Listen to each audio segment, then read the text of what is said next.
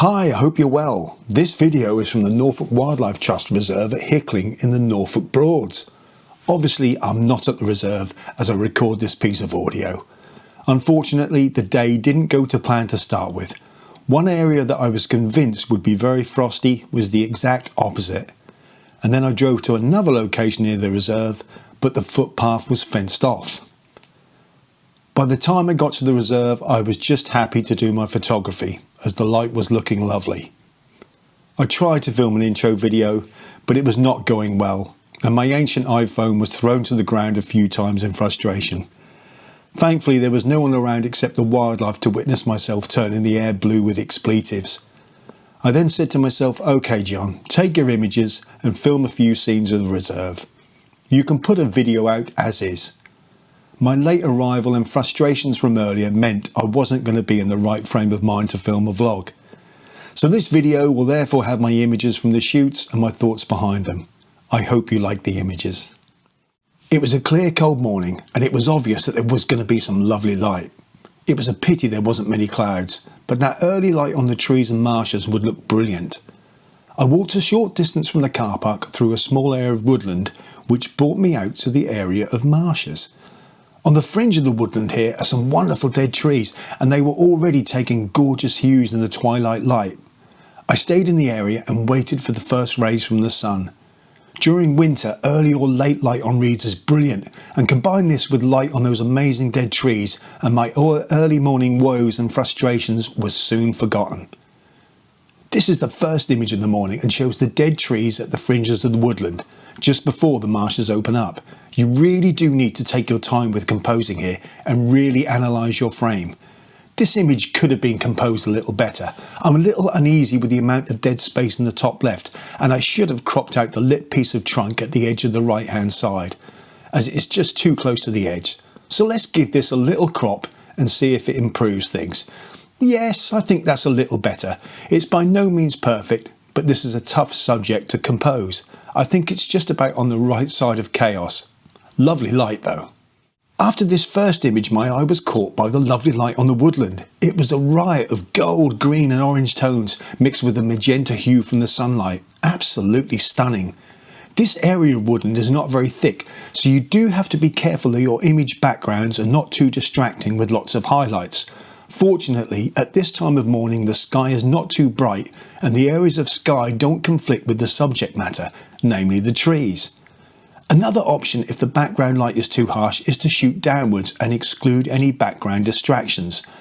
I've managed to do this quite successfully with these images. The light really was wonderful, almost unbelievable in a way. The amount of tones was quite overwhelming.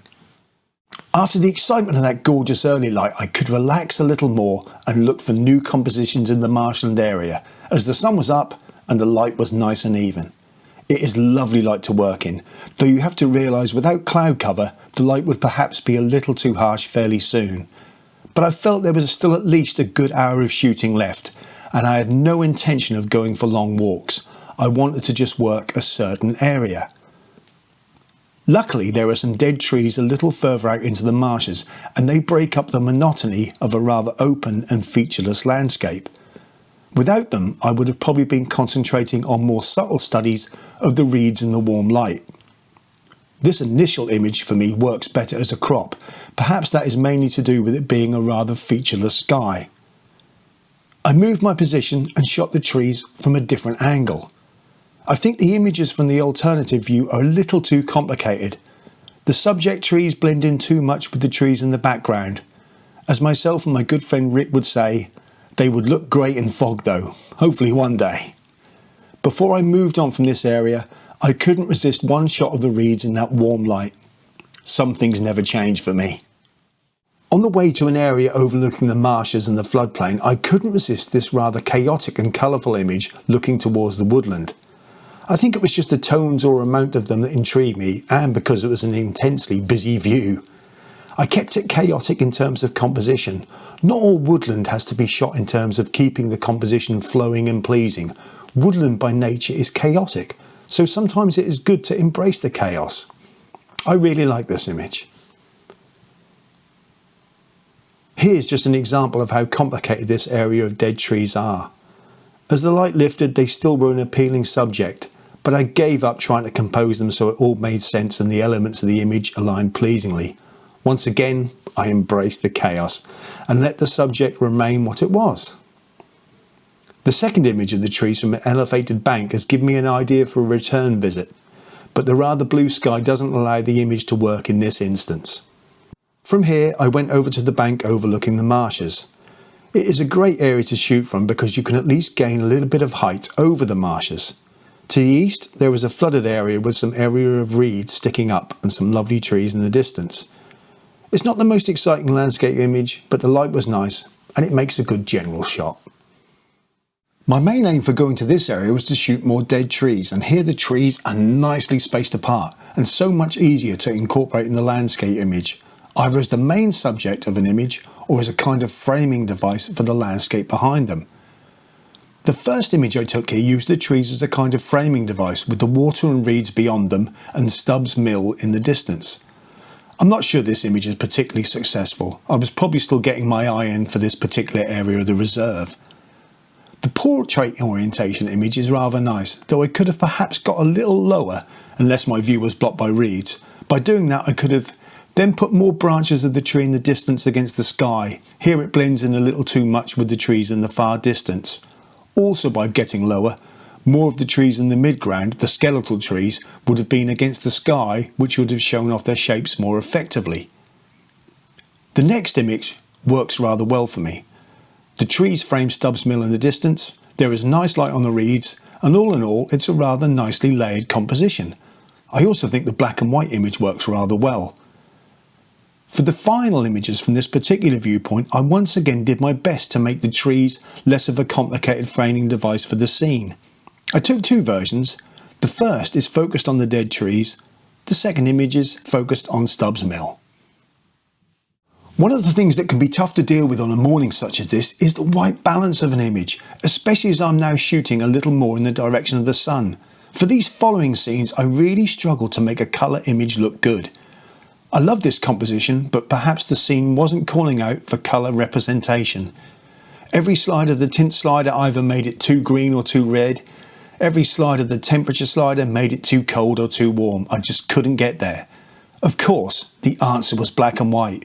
It now looks far more graphic. The trees in the distance are more defined and the reeds that sit beside the channel are not lost in a warm haze. I haven't added any dehaze or anything like that. Just a selection of black and white has transformed this image. The same could be said for this image looking down the channel. It's very simple and doesn't need the complication of colour. I was a little tempted to make the sky look a little more punchy, but I've kept it true to the conditions at the time of shooting, rather hazy. The last black and white I took was a vertical view of the trees. It is probably missing something without the inclusion of the channel, but there was a nice glint on the reeds in the foreground, and perhaps I could make much more of this in post-processing, give them a little bit of a lift. And maybe for this image, I could make the sky a little more defined and punchy. I stayed in this area for a few more minutes and managed to get this image with the reeds taking nice light with the contorted shapes of the dead trees in the background. I rather like this pano crop version, though once again I'm still struggling with the white balance. Is it a little too warm?